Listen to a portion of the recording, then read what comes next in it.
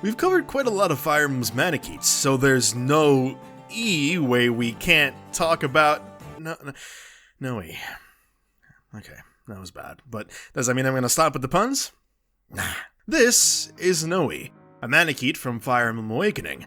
Unlike many of the other Manikeets we've covered, it's actually unknown which tribe she belongs to. She mentions coming from an entirely different continent, leaving much of her origins a mystery. Though it's likely she's of the Divine tribe, given her looks. What we do know for sure, however, is that her life hasn't been kind to her.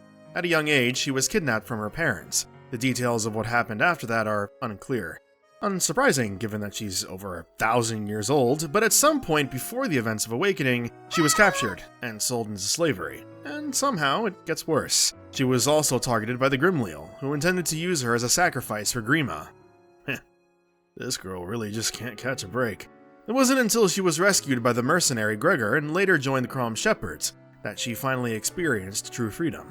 Though, to be fair, when he first saved her, she assumed he was trying to kill her. Honestly though, given everything she's been through, I can't really blame her for that one. She often acts childish and carefree, but a lot of that is intentional.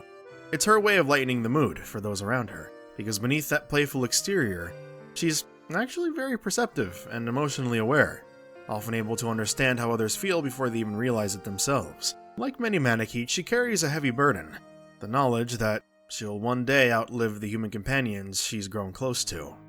And yet, despite that inevitability, she still chooses to form those connections.